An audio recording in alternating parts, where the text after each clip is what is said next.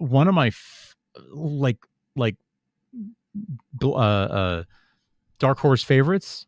Let's call it a black sheep favorite, which is funny. One of I mean, I thought Dark Horse is its own comic. Is oh yes, that's true. Yeah, so Black Sheep would have been in a weird way less confusing. Less confusing. Hi, and welcome to Beer with Geeks, where two geeks geek out with beer. I'm Tim, and with me, as always, is my man who is in a midlife crisis. It's Frank. How are you today? Oh, the worst crisis of all. A little early. I didn't think I was there yet. Okay. Oh God, that's got me. Now I'm spiraling. You kicked it off. You manifested it just by saying midlife crisis. Yeah, that's true. Okay, cool. Do you think you'd actually have a midlife crisis when you get there? I kind of don't think I will. No, I've been looking forward to being middle-aged for a long time, and so like the idea that like, oh no, my youth, like whatever, I'm having the time of my life. Yeah, time no. I'm having, so like, what am I looking back on? I don't see it. Play sports, like okay, like yeah. I don't see it as getting old. I see it as aging into my personality. Yes, I said that to somebody the other day. I said like I would rather they asked if I had like always been like an old man, like spoke like an old man, and I said, "Oh yeah, absolutely." But I said I'd rather grow into my age than leave it behind. Ooh, that is so wise. Thank you. That is so wise. Yeah. Look, Frank, we have more to do than to sit around listening to me quote myself. So let's get down to business. Thank you. I've been waiting to quote Benjamin Franklin my entire life. And yes. finally arrived. Yeah, I did it, everybody. I can go Actually, you quoted John Adams yelling at Benjamin Franklin. That's true. But that was a new one. That's true. Good point. Excuse me as I put on my cardigan to just prove that I'm an old man. Your blood flow isn't the same because you're old. That's right. Is that the point Let's make the most of this beautiful day. Did you have a favorite sweater when you watched Mr. Rogers? Did you have a favorite sweater? Mine was the green one. Oh, interesting. I always picture him in the red one. See, there you go. Yeah. I think most people do. If you look at the Mr. Rogers kind of stuff that exists out there, whether it's the movies, documentaries, the books, whatever, he's usually in the red. Red is the one, but the green was my favorite. Red like Fred. Nice. I like that. Well, let's rank like Frank, if you will. Well, no, but first before we do that, tell me what you're drinking. We have a little tradition to upkeep first. Yes. I am enjoying a Jack's Abbey Boston Celtics Banner City Light Lager. Nice. Yeah, it's a nice, refreshing last gasp of summer that was still in my fridge. So we are due to get rid of the summer stuff because it is time for the stouts and the porters and the all the other lovely darker. Go ahead. Well, you're like, Frank, it's not summer. What do you do with drinking stouts and porters? Get away from the summer. Give me that. Yeah. Lap it up, fuzzball. I'm happy for you. All the same, I'm drinking another Cisco brewery Whale's Tail pale ale. Wait, it's a whale of a tail. It's a whale's tail pale ale, and it's so much fun to say, as I am so fond of saying. Yeah. So what are we ranking today? Frank, I asked you right before we started this episode how you felt about crises, and not midlife crises, but specifically DC Comics crisis events. And I just want to talk about like which one is the best one, and that criteria is so nebulous and vague, because you could talk about your favorite, which I would say before we even talk about them is either Identity Crisis or Infinite Crisis. Yes, because that's when we were starting to read comics, really. So we have an affinity for that era where we were like reading every tie-in. And, yes, way too many. Right. I was just saying to somebody that I said I Absolute Power to me was like, it was fine, but I didn't read any of the tie-ins, so I only got like a third of the story. Sure. So like, of course it was just okay. I wasn't reading the rest of it. You didn't experience the whole thing. No, I didn't. It was not Absolute Power. It was like Power to 2. Wow. whatever. Mhm. Power of One, issues 1 The through power 4. of many. Sorry. The Power of Many. Oh man, I wanna miss them. Um, but anyway, so I wanna talk about the crisis books and, like, what makes a good one, because we Mm. went through an era where we just, like, there were a lot of crises happening all together, and we got kinda burned out on the crisis, and so it went away for a while, and that's when Frank stopped reading books, but that's, because we were Coincidentally, like, yes.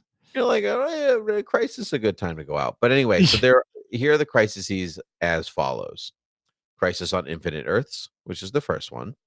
Um, 0 Hour: A Crisis in Time, the long forgotten crisis, I think. It's its 30-year anniversary this year, I think. Mm. So it's making a bit of a comeback. I have So the now it's plot right 30 here. hour. 30 Hour. Yes, Mhm. exactly. Ooh, extra time. Um, Or is it Zero Dark so 30? It is not. Huh. Mm-mm. Uh, 0 Hour is about, like, the timeline crunching and, like, because there is no multiverse, right, at this point. Right. So it's just the singular timeline, so the, like, extra characters that come into play are the characters exist in the past and the present, and there's this thing with, Hal Jordan as Parallax, and he's trying to recreate Infinite Earths, but so Mhm. on and so forth. Won't spoil. Don't really know too well. So anyway, there's that one. Then there's Identity Crisis. Mhm. Um, there's Infinite Crisis, Final Crisis, and then Dark Crisis, which is the latest one that came out last Yes. year, I think. Yeah. So Frank, I think it was 2 years, not to correct the person who actually is reading comics, but I think it was 2 years ago. I've time is nebulous and wibbly wobbly, Frank. I'm not really sure when things happen anymore. So you could have said it happened 3 years ago, and I went, "Yeah, that sounds about right." Oh. Um, your favorite Identity Crisis or Infinite Crisis? I think okay, so here's the thing.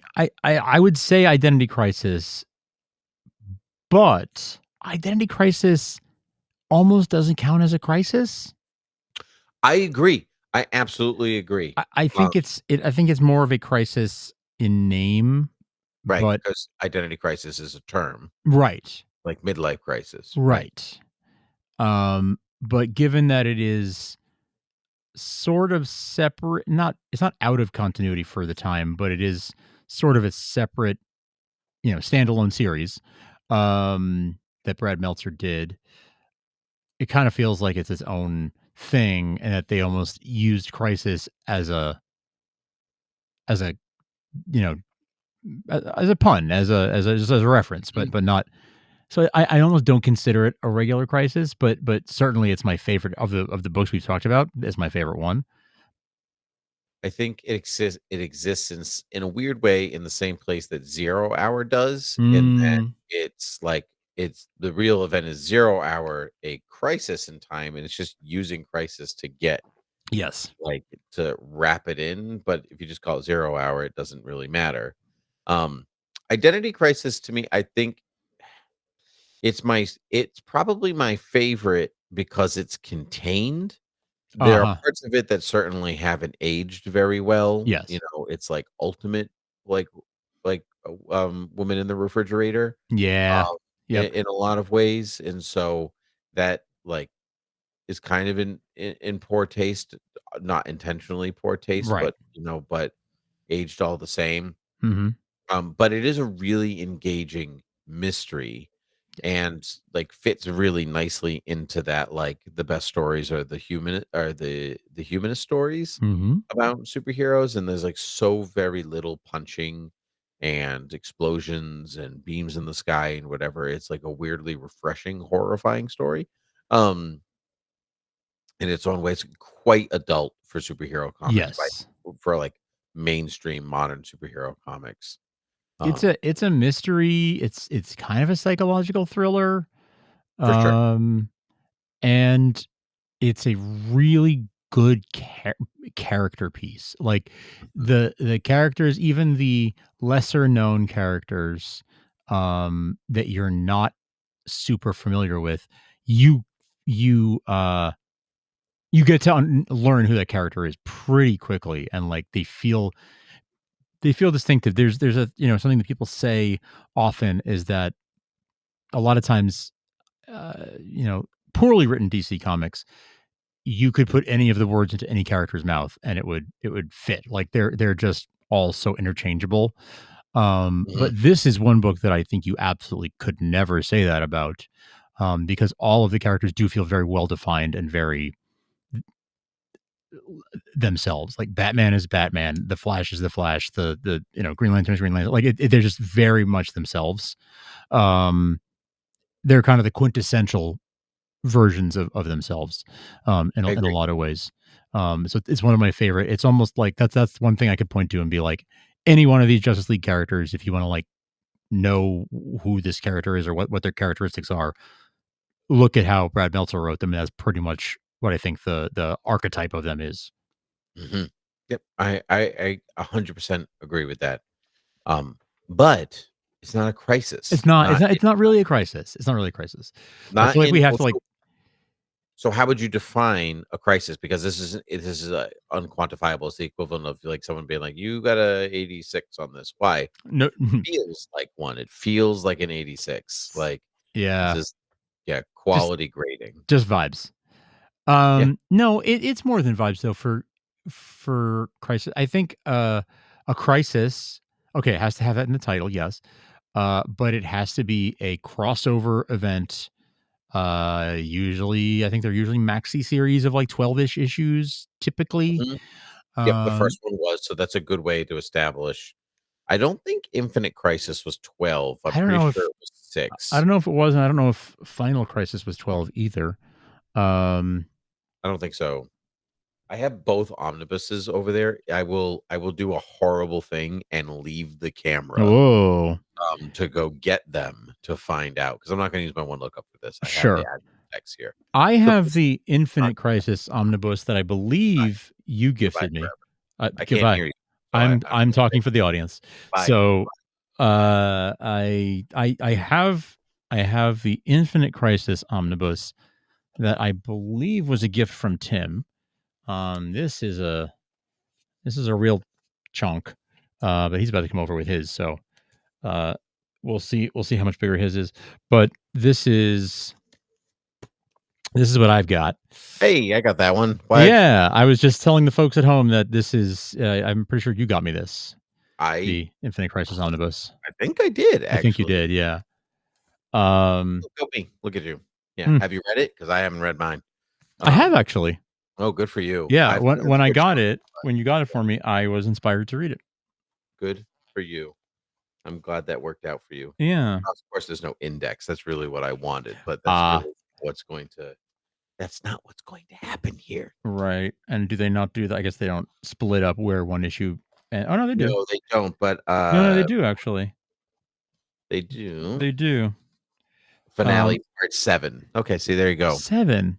Part Interesting. 7. So maybe it was a 6 part, and then they did an epilogue. Because I 7 don't is just yeah, normally well, 6 is the modern standard. I don't yeah, know if it was not consistent because they sometimes would put multiple arcs in one I volume when they guess. it as a graphic novel, so but now pretty much every story is 6 issues. Yeah. Yeah. It's trade paperback size. Trade paperback style, which Yeah. is a pro and a con Yeah, because some exactly. stories do not need 6 issues, and yet here they are. Right. Um, but either way, it's almost like the modern television, like, "Well, sorry, you have to tell this in 13 episodes Right. or Right, right, right. 22 or whatever." It's not like, "Well, we're going can we do it in 6?" No, 13. Like, "Okay." I do appreciate that there are more and more series that are doing like 8 or 10. Um, there's something that's It's good and bad because, yeah. like, for the industry, it's terrible. Like, Yes. the consistency of work and how much people are getting paid for the amount of work that they're doing.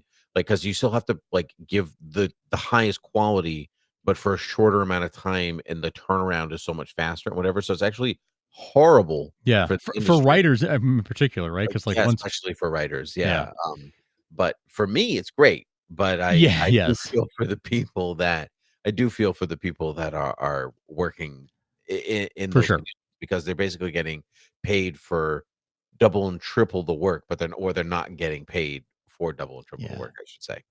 Yeah, that's right. It I think it is better for the viewer, like, because it's a better I think you get better stories this way. Like, the 22 thing was tradition for so many years, Mhm. was the standard thing for so many years, but it does lead to, "We gotta stretch this out." Um, and, even my favorite shows have suffer from that where it's like a season has so much filler in it because they needed to get to 22 and the story maybe only was 10 or 15, but like Mm. gotta fill it, gotta stretch it out. So there is something to be said for it only being as many episodes as it needs to be, but it does really disadvantage the creators, which cannot be overlooked. No, it cannot. So Look final. so we both agree that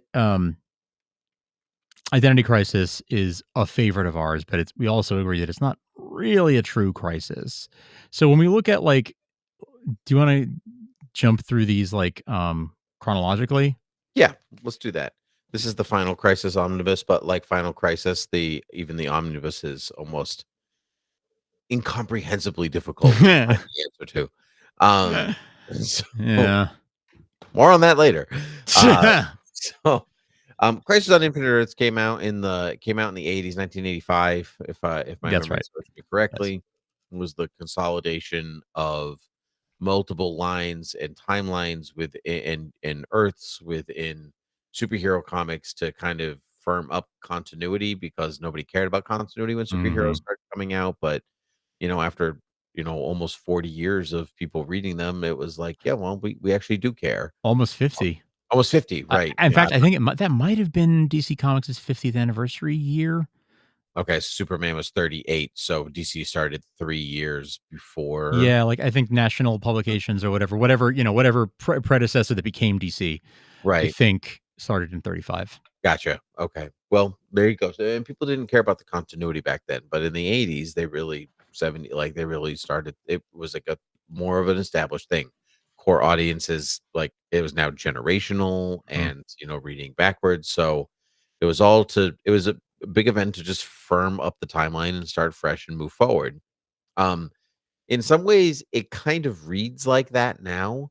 Um, like you know what the intention is. I don't find it the easiest thing to get through. Mhm. I think it's more important as a story for what it did for the industry than as an entertaining read today.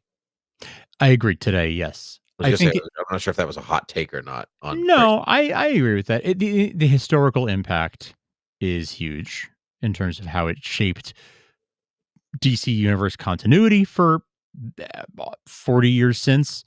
Mm, Um, and, uh, and what a big moment it was at the time for readers. But yeah, I agree. It doesn't read like a modern comic. It definitely shows its age. And felt this way when I first read it 20 years ago, whatever it was. Um, but yeah, it's significant for its historical impact. I feel like as we go through this, each of them have a different thing that they're the most significant for. Like Identity Crisis, I think it's my favorite, so I'll just call it that. mm. Crisis on Infinite Earths, I think, is the most historically significant.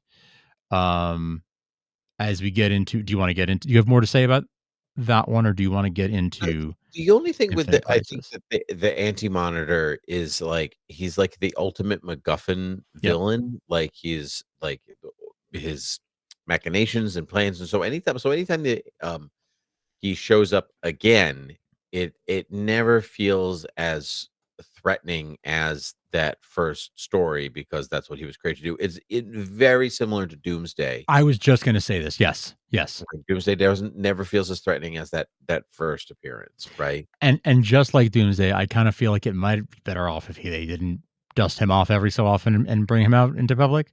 Like I kind of feel like he did what he was supposed to do. But I can see why somebody wants to play in the sandbox with that character. I do think that the first time Annie Monitor was dusted off was for Jeff Johns's run on Green Lantern. He was a member of the Sinestro Corps. was Sinister War. Do you remember that? Like, it was like that Oh, where all of a sudden you see like who's a member of the Corps. It's like Superboy Prime and yeah, Anti yeah. Monitor, and you're like, what?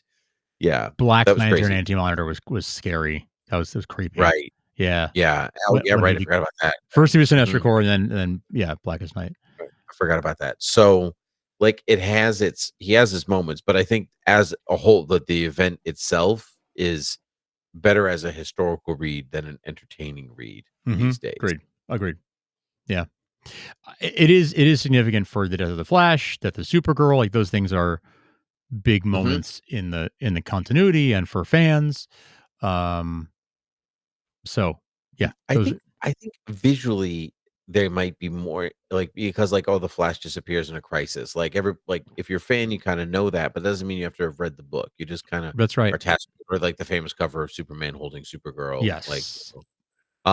And like I remember watching Supergirl when Tyler Hoechlin was first on there and he like held Supergirl like that. And they're like, oh, they did the thing, and they like made a poster of it Yeah. and they like did they all of that.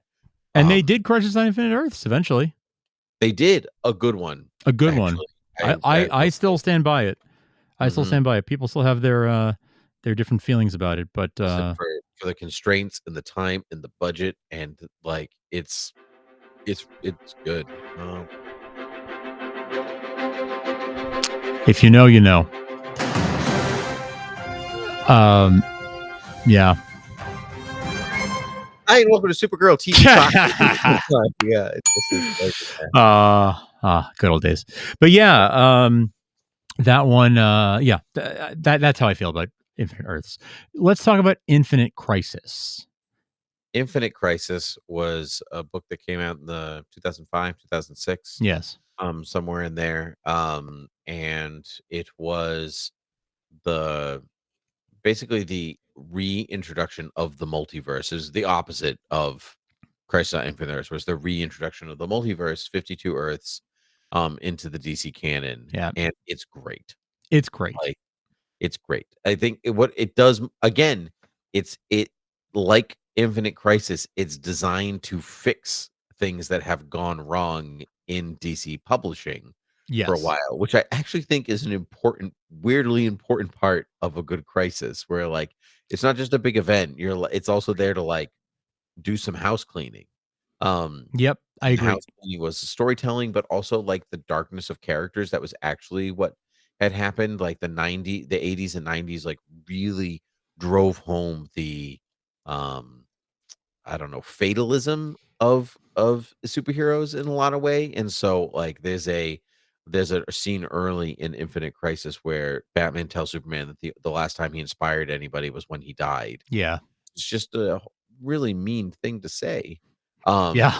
and it was all about like kind of putting the joy back in super heroism and I think I really appreciate it from that angle, and I do think Invasion of the Omax is, like, a really, like, the scale is so much larger and more, threatening than Yes. so many other world-ending scenarios. It's this big, sprawling, epic, like it really feels large scale.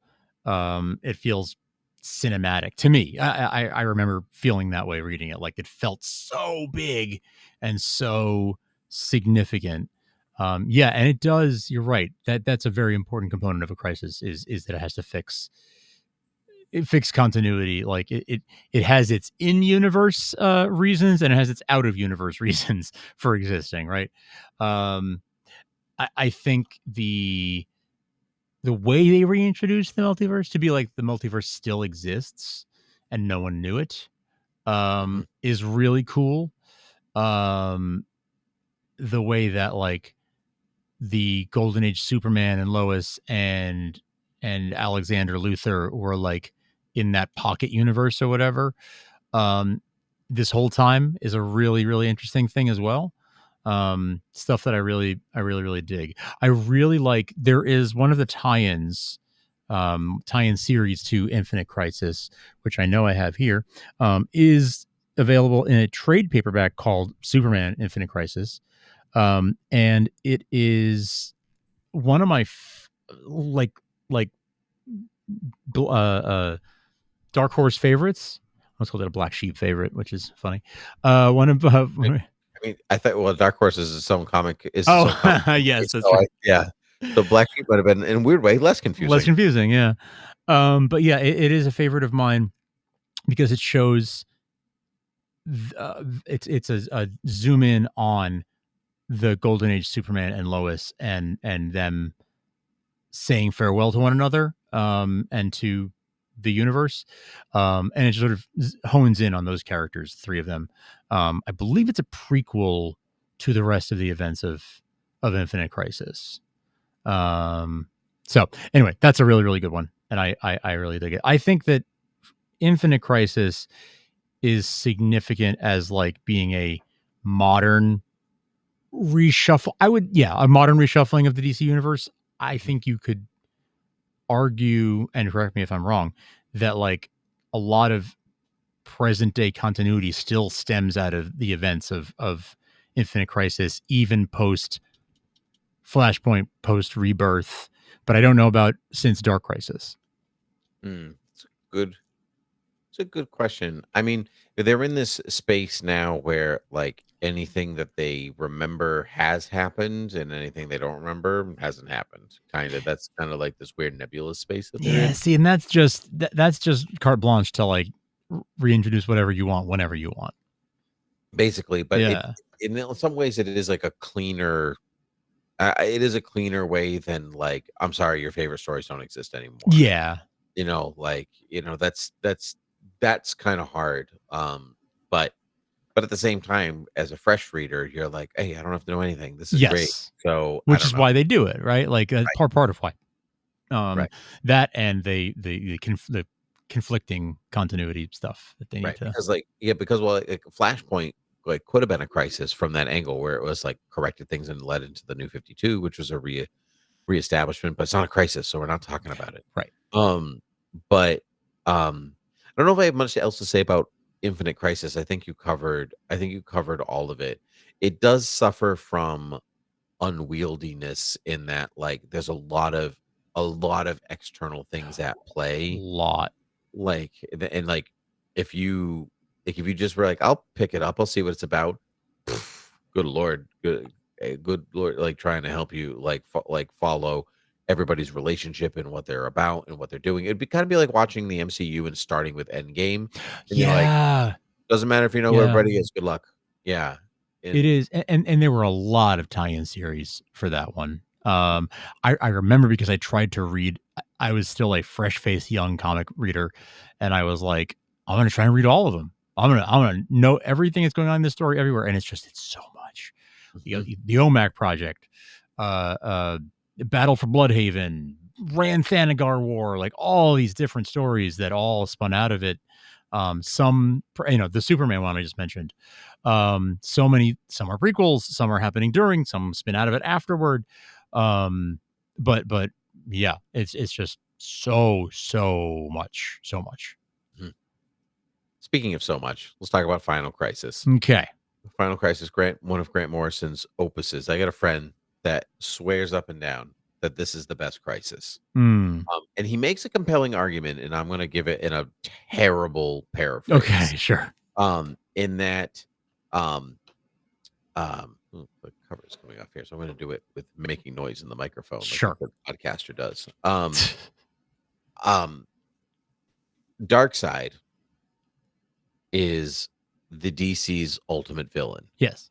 He is evil incarnate, the devil, like whatever you want to call him. He's actually technically not the devil. That's a different character in DC, but he is beyond that. He is like a constant in the universe as evil. This is what evil is and looks like. And therefore, when he actually like puts his plan into play and wins and succeeds, that's the ultimate crisis. Like Yes. you can't act that's the final crisis. Like you actually can't go beyond that because everything that is the opposite of goodness in the DC universe, every superhero, every good decision, every life saved, it finds its antithetical equivalent in Darkseid, and therefore, like, also in the anti-life equation that he, like, finally lets loose, finds and lets loose on the DC universe, and they do lose hardcore. Like, it's Yes. not even like we're fighting to save the day, maybe we'll win or lose. They just flat out lose. It's not that thing of, like, they're losing for issues 1 through 11, and then in issue 12, they come from behind. It's like, I mean, they called it the whole time. They were anytime that anyone asked, like, "So what is it about?" I remember Dan Didio's thing being, "Well, it's the day that evil won." Mhm. And that was it. That was all they would really say, Yep. was like, "It's the day that evil won." That's really all that's all that can be said about it. Um, and it's true. It lived up to the promise. I gotta give them that. Right, and so, like, whereas most superhero stories are about evil trying to win and losing, the anti flip of that is good trying to win and And losing. losing. Right. And so, like, thematically and as metaphor and everything, it's like the strongest entry into the crisis lineup. Um uh, and so, like, on, like, a broader, more epic operatic scale, it's the best. It's Mhm. also flat out bonkers and hard to follow, and, like, there was really inconsistencies in storytelling and tie-ins and where everything fit together in its publishing schema, and so from there, it's not as from that angle, it's not as good, but if you sit down and actually read it in its, like, entirety the way that it was kind of really intended, I guess, without delays and artist shifts and, like, all this different stuff, That's right. then Yeah. it might actually be the best one. Hmm. Um, but you have to be on board for just really weird ideas because Grant Morrison. Yes. It is very heady, conceptual, metatextual. Um, it really is.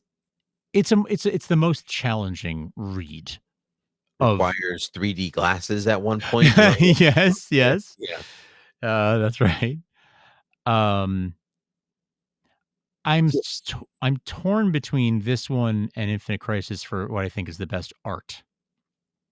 Um, I really like JG Jones a lot, Mhm. uh, but Phil Jimenez is, like, Yeah, consistently incredible, and JG Jones didn't do all the he didn't art finish the in this book. series. I think Yeah, Carlos Pacheco was the one that finished it out, yeah. and so I'm actually gonna I'll give it to Infinite Crisis just for the consistency. That is where I'm leaning, and I think, yeah, consistency, yes.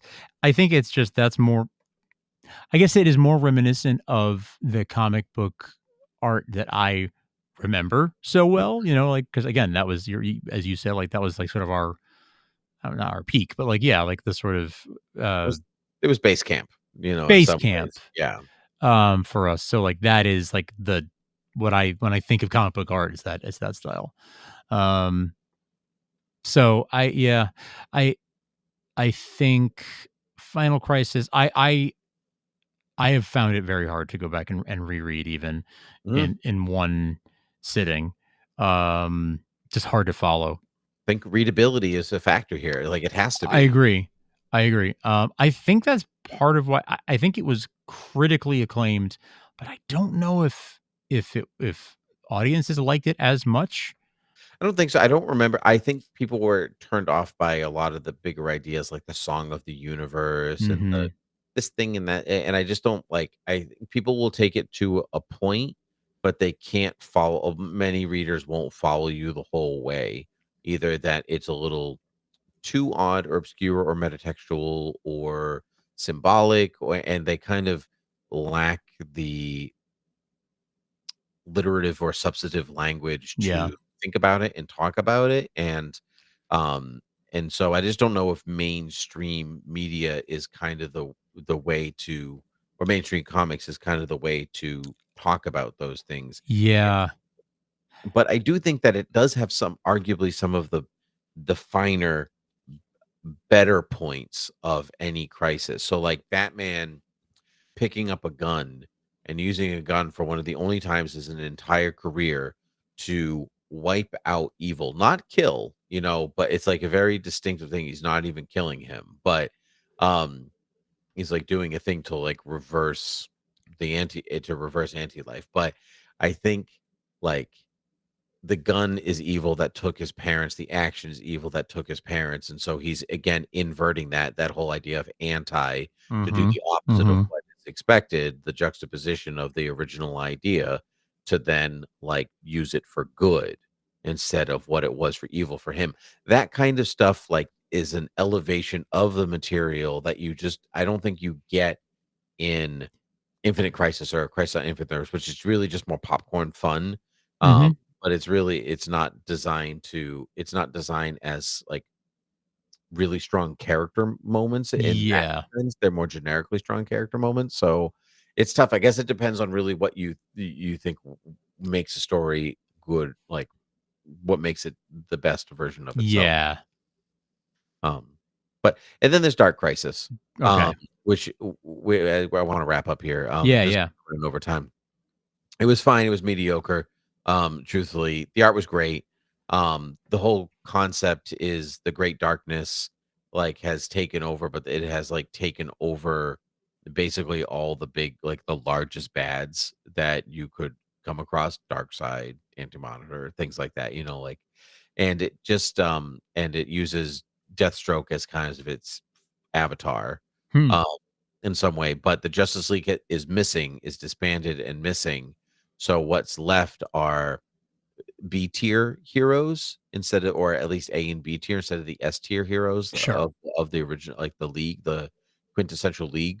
Um, and so it's great for giving characters like Nightwing and John Kent, Superboy, and even the Titans in general, like the ability to handle a crisis on their own as opposed to being like the support team. Like, you guys do the cleanup, or you guys do this side mission that isn't a tie-in of a tie-in, but instead they're like, Nightwing is the leader, calls the shots, does all the things, and it elevates some of these characters to S tiers, and that has actually stayed in the like in through the continuity. So even though the Justice League is back and like comes back or whatever, like, but it at a point in absolute power, Nightwing is in charge of everybody, and Batman, Mhm. Superman, and whatever are like, "You got it. Let's do it. Your plan. Let's go." Nobody questions it. Everyone like respects what has come from that event, and so like even though the event doesn't measure up, I don't think to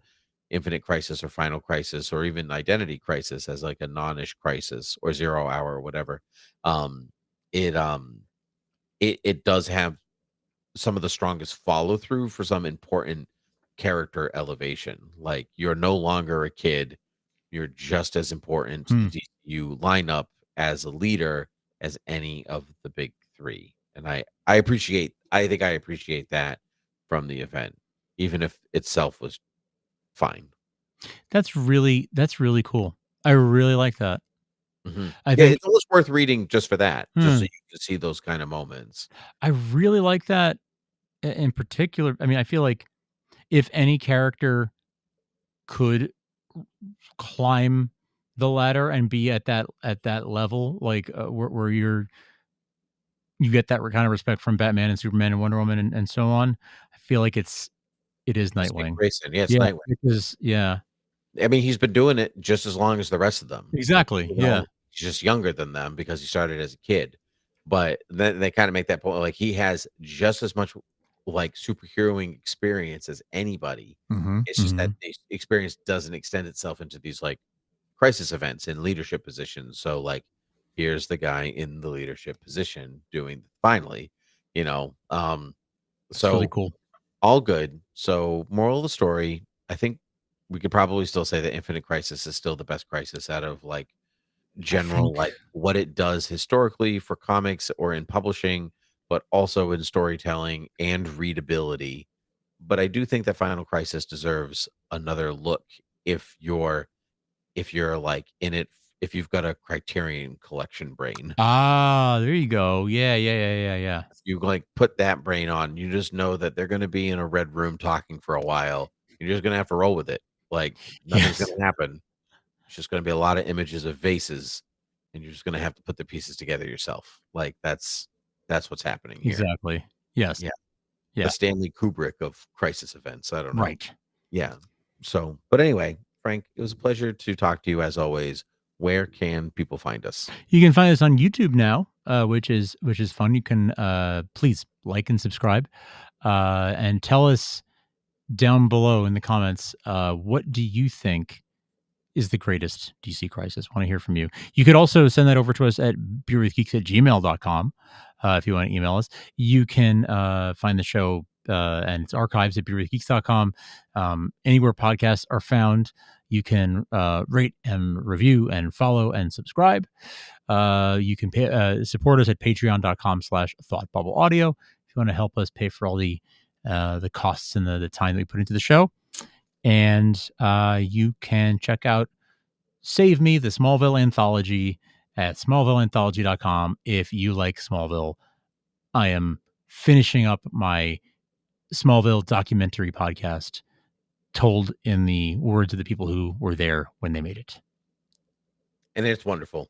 Truly. Thank you. It makes me want to go back and watch all 500 and whatever episodes of that show. Yeah. 217, I think. Okay. That's, yeah. I was going to go back and start again because I did about a halfway through the show watch. You and Palmer, right? In the middle of season. Oh, yeah. But by myself. I think I started somewhere in quarantine, I think. And I ended somewhere in season 5 and around Christmas. And I really want to go back, but I'm also watching all of Star Trek, and that is still taking time. Sure. Plus like spending time with my family and going to work and stuff. There's no time to just reminisce, Frank. I hear you. I hear you. Podcast, and that's the good stuff. Thank you. So, Frank, always a pleasure. Until next time. Cheers. Cheers.